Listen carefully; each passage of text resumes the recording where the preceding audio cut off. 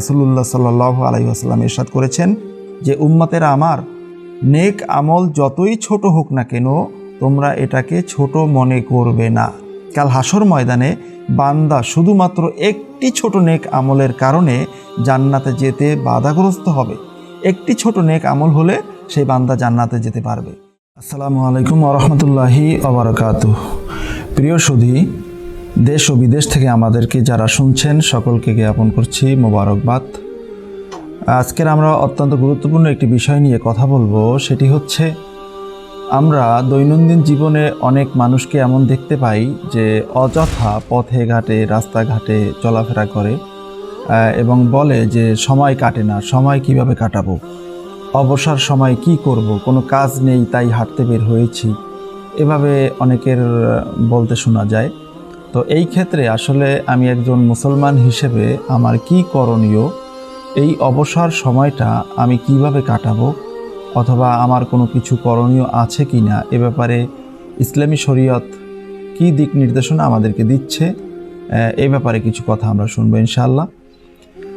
সম্মানিত সুধী, রাসূলুল্লাহ সাল্লাল্লাহু আলাইহি ওয়াসাল্লাম ইরশাদ করেছেন, ইগতানিম খমসান কবলা খমসিন, যে তোমরা 5টি জিনিসকে 5টি জিনিসের পূর্বে তোমরা গনিমত মনে করবে, আল্লাহ তাআলার পক্ষ থেকে নেয়ামত মনে করবে।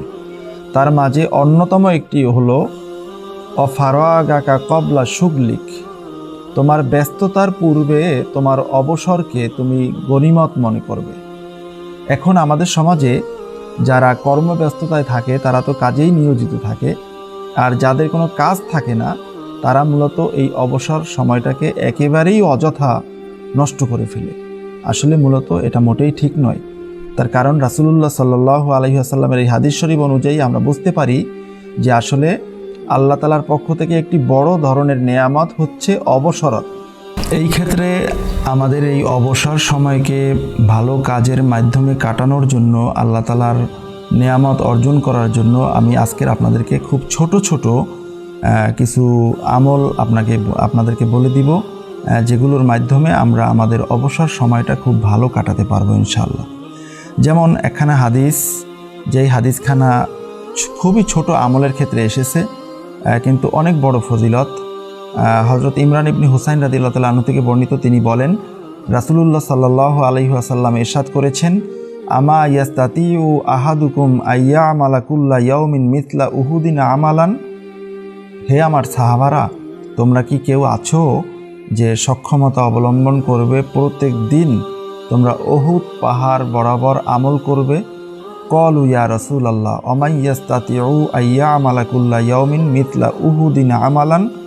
সাহাবায়ে কেরাম জবাবে বলেছিলেন, ইয়া রাসূলাল্লাহ, ইয়া হাবিবাল্লাহ, আমাদের মাঝে কে এমন ব্যক্তি যে এতটা বেশি সক্ষমতা রাখবে যে প্রত্যেক দিন উহুদ পাহাড় বরাবর আমল করবে?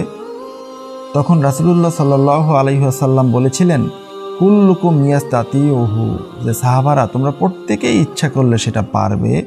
ক্বালু ইয়া রাসূলাল্লাহ মাযা, তখন সাহাবায়ে কেরাম বলেছিলেন, ইয়া রাসূলুল্লাহ, সেটা কিভাবে সম্ভব? ক্বালা, আল্লাহ রাসূল সাল্লাল্লাহু আলাইহি ওয়াসাল্লাম বলেছেন, সুবহানাল্লাহি আযামু মিন উহুদিন, যে তোমরা যদি ইখলাসের সাথে আল্লাহ তাআলার সন্তুষ্টির জন্য একবার উচ্চারণ করো সুবহানাল্লাহ, তাহলে আল্লাহ সুবহানাহু ওয়া তাআলা তোমার আমল নামায় আযামু মিন উহুদিন, উহুদ পাহাড়ের চেয়েও বেশি সওয়াব তোমার আমল নামায় দান করবেন। ওয়ালা ইলাহা ইল্লাল্লাহু আযামু মিন উহুদিন, এবং একবার যদি কেউ লা ইলাহা ইল্লাল্লাহ উচ্চারণ করে তার আমল নামায়ও উহুদ পাহাড়ের চেয়েও বেশি সওয়াব আল্লাহ তাআলা দান করবেন। আলহামদুলিল্লাহি আযামু মিন উহুদিন, এবং একবার যদি কেউ আলহামদুলিল্লাহ শব্দটা উচ্চারণ করে তাহলে তার আমল নামায় আল্লাহ সুবহানাহু ওয়া তাআলা উহুদ পাহাড়ের চেয়েও বেশি সওয়াব দান করবেন। আল্লাহু আকবার আযামু মিন উহুদিন, এবং একবার যদি কেউ আল্লাহ তাআলার তাসবিহ আল্লাহু আকবার উচ্চারণ করে তাহলেও তার আমল নামায় উহুদ পাহাড়ের চেয়েও বেশি সওয়াব আল্লাহ তাআলা দান করবেন। সম্মানিত হাজিরিন, এখানে এই যে আযামু মিন উহুদিন, উহুদ পাহাড়ের চেয়েও বেশি, তার মানে হলো উহুদ পাহাড়টা, ঐতিহাসিকগণ বলেছেন যে উহুদ পাহাড়টা হলো 9 কিলো লম্বা এবং অনেক উঁচু একটা পাহাড়। এত বিশাল পাহাড় বরাবর সম্পদ আল্লাহর পথে দান করলে যেই নেকি হবে, এই বরাবর নেকি বান্দার আমলনামায় লেখা হবে তখন যখন ইখলাসের সাথে শুধুমাত্র একবার বলবে সুবহানাল্লাহ, অথবা একবার বলবে লা ইলাহা ইল্লাল্লাহ, অথবা একবার বলবে আল্লাহু আকবার, অথবা একবার বলবে আলহামদুলিল্লাহ। এই 4টি কালিমার 4টি তাসবির যে কোনো একটি তাসবিহ যদি ইখলাসের সাথে পড়া হয় তাহলেই তার আমলনামায় এই উহুদ পাহাড়ের চেয়েও বেশি সওয়াব তার আমলনামায় আল্লাহ তাআলা দান করবেন।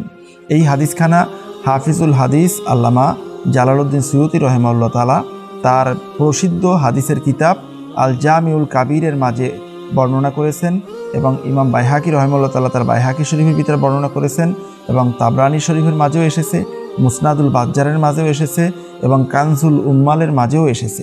এই হাদিসখানা আরও অনেক কিতাবের মাঝে এসেছে। তাহলে আমরা কিন্তু অবসর সময় আমাদের এই বিনা কষ্টের এত বিশাল ফজিলত বসে বসে কিন্তু আমরা এই তাসবিহগুলো পড়তে পারি, যাতে আমরা অবসর সময়টা আমরা কাটাতে পারি।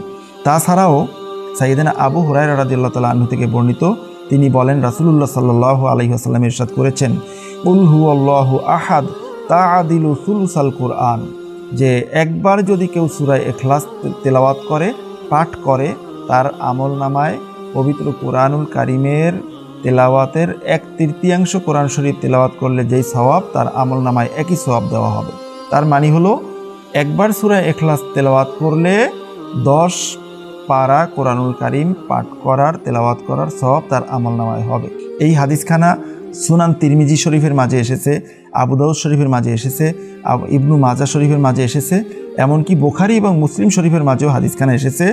তাহলে এই আমলটাও কিন্তু আমরা অবসর সময় করতে পারি। এছাড়াও আরেকখানা হাদিস, যে হাদিসখানা সাঈদ ইবনে উমাইর আল আনসারী রাদিয়াল্লাহু তাআলা আনহু থেকে বর্ণিত, তিনি বলেন রাসূলুল্লাহ সাল্লাল্লাহু আলাইহি ওয়াসাল্লাম ইরশাদ করেছেন, মান সাল্লা আলাইয়া মিন উম্মতি মুখলিসান মিন কলবিহি সালাতান ওয়াহিদাতান সাল্লাল্লাহু আলাইহি আশরা সালাওয়াত। নবীজি আমার বলেছেন, আমার যেই উম্মত আমার উপরে ইখলাসের সাথে, মন থেকে মহাব্বতের সাথে একবার দরুদ শরীফ পাঠ করবে, আল্লাহ সুবহানাহু ওয়া তাআলা তাকে 10টা রহমত নাজিল করবেন। ও রফা আলাহু আশরা দারাজাত, তার 10টি মর্যাদা আল্লাহ তাআলা বৃদ্ধি করে দিবেন।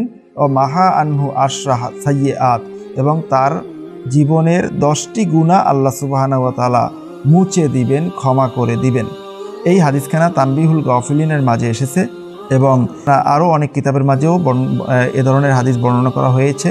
এছাড়াও আব্দুল্লাহ ইবনে আমর রাদিয়াল্লাহু তাআলা আনহু থেকে বর্ণিত, রাসূলুল্লাহ সাল্লাল্লাহু আলাইহি ওয়াসাল্লাম ইরশাদ করেছেন, মান সাল্লা আলান নবী সাল্লাল্লাহু আলাইহি ওয়াসাল্লাম ওয়াহিদাতান সাল্লাল্লাহু আলাইহি ওয়া মালাইকাতুহু সাবঈনা সালাতান, আল্লাহ সুবহানাহু ওয়া তাআলা এবং ফেরেশতারা ওই বান্দার উপরে 70টি আল্লাহ তাআলা রহমত নাজিল করবেন, এবং 70 বার ফেরেশতারা তার জন্য আল্লাহ তাআলার কাছে দোয়া করবেন একবার দরুদ শরীফ পাঠ করলে।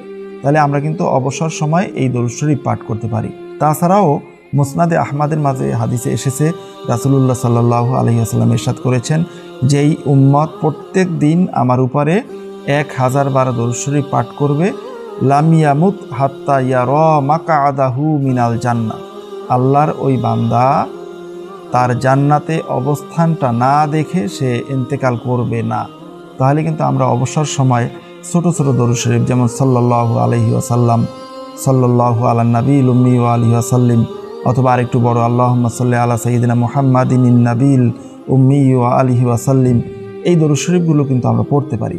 একবার পড়লেই উপরোল্লিখিত সওয়াবগুলো আমাদের আমলনামায় আল্লাহ তাআলা দান করবেন। এছাড়াও অবসর সময় কাটানোর জন্য আরেকখানা হাদিস, আব্দুল্লাহ ইবনে কয়েস রাদিয়াল্লাহু তাআলা আনহু বলেন, কোনো এক সময় রাসূলুল্লাহ সাল্লাল্লাহু আলাইহি ওয়াসাল্লাম আমাকে ডাক দিলেন, আমি বললাম লাব্বাইক ইয়া রাসূলুল্লাহ, হে আল্লাহর রাসূল, আমি আপনার খেদমতে উপস্থিত আছি। তখন নবীজি বললেন, আলা আদুল্লুকা আলা কালিমাতিন মিন কানজিন মিন কুনুজিল জান্নাহ, আমি কি তোমাকে জান্নাতের ধনভাণ্ডার থেকে একটি কালিমা বলে দিব, জান্নাতের ধনভাণ্ডার অর্জন করার জন্য একটি পদ্ধতি তোমাকে বলে দিব? কুলতু বালা ইয়া রাসূলুল্লাহ, তখন আমি বলছিলাম যে হ্যাঁ ইয়া রাসূলুল্লাহ, আমাকে সেটা বলে দিন। তখন রাসূলুল্লাহ সাল্লাল্লাহু আলাইহি ওয়াসাল্লাম বলেছিলেন, লা হাওলা ওয়ালা কুওয়াতা ইল্লা বিল্লাহ, যে আব্দুল্লাহ ইবনে কয়েস, তুমি সবসময় লা হাওলা ওয়ালা কুওয়াতা ইল্লা বিল্লাহ এই কালিমা তুমি পাঠ করবে। এই কালিমাটা হচ্ছে জান্নাতের ভান্ডার থেকে একটি ভান্ডার। এই কালিমাটা যারা পাঠ করবে তারা কিয়ামতের ময়দানে পরকালে আল্লাহ তাআলার জান্নাতের ভাণ্ডারের মালিক হতে পারবে।